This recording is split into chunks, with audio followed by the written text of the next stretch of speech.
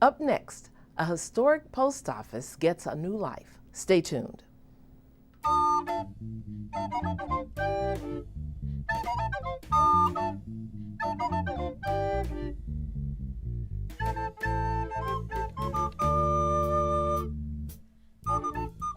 Hi, I'm Gail Street, and this is Paths to the Present.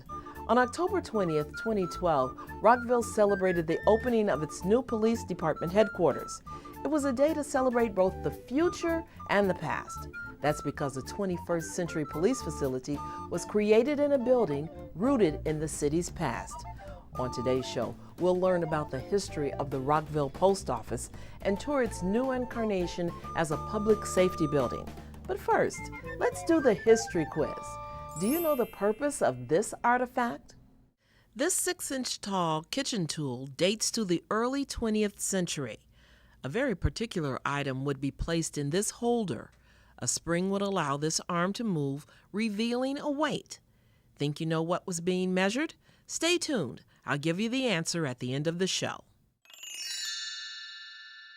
For many years, the Rockville City Police worked in overcrowded, insufficient offices located in the basement of the City Hall. At the same time, the future of the city's first permanent post office was in question. Then, in 2008, the two came together when the city acquired the post office property and began turning the building into the new home of the Rockville Police Department. That's the topic of our success story, the Rockville Post Office. Construction of this English Georgian-style building at the corner of Washington and Montgomery Streets began in 1938. Before that, there was no permanent post office in town. Mary Van Balgoy, head of Peerless Rockville, explains. Postal Service had been coming here to Rockville since 1794. At this particular time, it's called Montgomery Courthouse, named the county seat in 1776. Mail service started in 1794. And then along the way, the federal government would lease space along Main Street where they would have the post office. By the mid-1930s, Rockville had grown to 1,500 residents. It was time for the city to have a permanent post office. Turns out the chosen location already had a history. And this site housed the Montgomery County Sentinel newspaper offices. Matthew Fields had started the Montgomery County Sentinel in 1855, put out a weekly newspaper until he died in the late 19th century, and then his wife Rebecca Fields took over the business. And when she died in 1930, the family would eventually sell the newspaper to someone else, and the house and the office were essentially abandoned. So at that time, the federal government bought this piece of land for $35,000, and then they started to raise the buildings in November of 1938, and constructed this new building and finished it in July of 1939 for a cost of $42,000. Remember, this was during the Great Depression. To stimulate the economy, the federal government constructed buildings. This post office was a public works administration project. Inside is some artwork that was also created under a federal government Make Work program. This mural is of Sugarloaf Mountain. It was part of the WPA project. Judson Smith was hired to do this. He was an artist from New York. In a sense, when people saw it, it sparked controversy because Sugarloaf Mountain is not in Montgomery County. It's in Frederick County. However, we love it, and the people still love it today. For only about 24 years, this was the city's sole post office. The large mail sorting room was always bustling. Thousands of letters and packages flowed through here daily en route to their destinations. But after World War II, there was a population boom, and a larger facility was needed.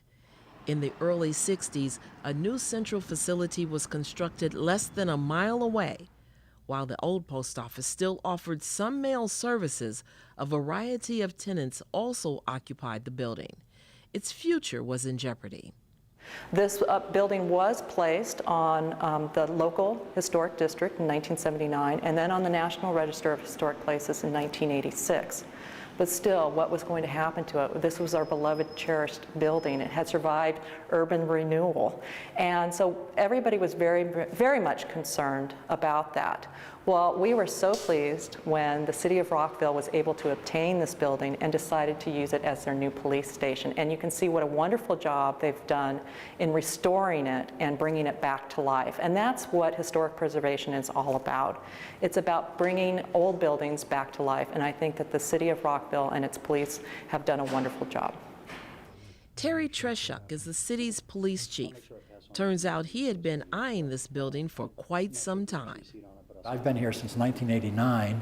We've tried several times to get a police department. We've been in very crowded quarters for a very long period of time. And every time I passed this building, as I was driving around or walking in town center, I always said, wow, wouldn't that be the best police department? Right in the center of town, in a really majestic looking building. And so I was just delighted when this happened. It happened with a little luck and a lot of ingenuity. Architect Edward Masick is with the Annapolis-based firm Wheeler, Goodman & Masick. They were brought in early as the city began negotiations with the General Services Administration. The GSA made it available to local governments once they decided to de-access the property, and the city had to make an application. Homeland Security uses were going to score very high on the application, and if they liked the application, they were willing to transfer the building for $1. With the winning application, the next step was to figure out how to turn the old post office into a functioning police station. The first thing was to make sure that we were able to accommodate on site every police department operation, and that led to not just utilizing this building, but also the construction of a larger annex immediately behind us on the remaining property. And that was the key to allowing us to accommodate the space needs. The historic building was outfitted to house the administrative wing of the department. Credit the agency. The new 3-story annex houses the 24/7 day-to-day police operations. And through all of the planning, the historical nature of the site was considered. The basic premise was the historic post office itself would remain intact, and the exterior would be altered only to the extent necessary to accommodate the contemporary needs of the building, such as adding an elevator for ADA access and fire stairs and things of that nature. The main lobby was considered to be equal in historical and architectural significance to the exterior. So this space was restored using historical photographs and some fragments of old drawings that we were able to come across provided by GSA, so that these features were returned to their original condition. That includes these original post office boxes, the customer service windows, this beautiful terrazzo floor, the decorative lettering, and of course the 1940 WPA mural of Sugarloaf Mountain. Beyond the lobby, more liberal renovations were allowed. The original mail sorting room was big enough to divide into more usable spaces. Chief Treshuk showed us a few. The area now is right outside the lobby area.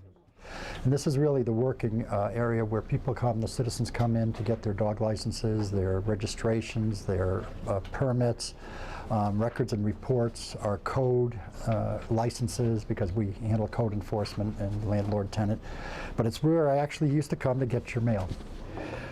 This is an area that just really wasn't anything before. It was part of the warehouse style area. We made it into a conference room that can be used for our staff and by our community services officer when he has meetings with his neighborhood watch people. I think the nice thing about this is that it's an area where they had not had the windows fully exposed. And the architects came in and we put a half ceiling in and showed these 10, 12-foot windows that shine to the outside, which is really, really nice. Going into an area now that was actually constructed for us. It was just an open area upstairs, and they actually built this floor, and this is the administration section for the police department itself. Here we are on the top floor of the administration building, the post office, and this is for the police management administration section. I think the interesting thing to look at around here are the windows. And they're actually still functional, where you can open all the windows at the same time by these chains. And this was the way it was designed in the 30s, and they kept it as part of our overall design. And of course, the new annex was built from scratch. It looks like a separate building, but it's not. Lieutenant Eric Over explains. What you're seeing here is the tunnel that connects the operations building to the administrative building. We are leaving the administrative building, walking slightly downhill into the operations building. If you're outside the building, what you'll see is there's a concrete slab in a parking lot, and that's essentially where this tunnel runs underground and connects the two buildings. And basically makes it one functional facility with the access tunnel, which is rather unique for us. The annex is where the specialized police functions are located. The communications center operates around the clock. There is dedicated office space for detectives and code enforcement. There are booking areas, holding cells, as well as locker rooms and the roll call room. This is where the daily briefings occur with the sergeants and their officers. The sergeants would stand at the podium, provide any lookouts, provide information on wanted fugitives or crimes that might have occurred recently in the community. It is a formal setting. This is where the sergeants would actually inspect their troops, make sure they're ready for the road, make sure they're in their proper uniform, make any car assignments, and any specific assignments for the day. The new Rockville Police Station was dedicated on October 20th, 2012.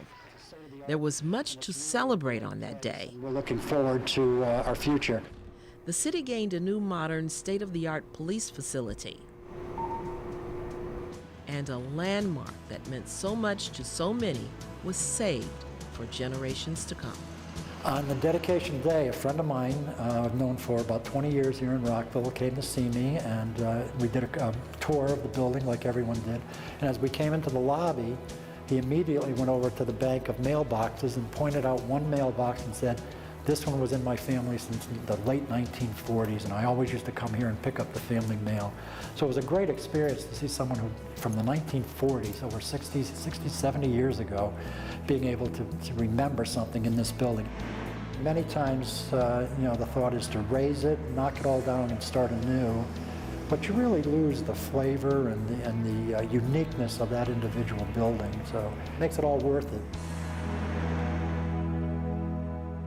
So let's see how you did with the history quiz. This 6-inch kitchen tool was used to weigh eggs. A single egg was placed in this holder, revealing its weight in ounces. A farm woman who raised chickens could use this egg scale to measure and sort her eggs for market. Well, that's it for this show. If you have comments for us or ideas for future shows, send an email to paths.present@verizon.net. Join us again next time when we follow more paths to the present. I'm Gail Street. Thanks for watching.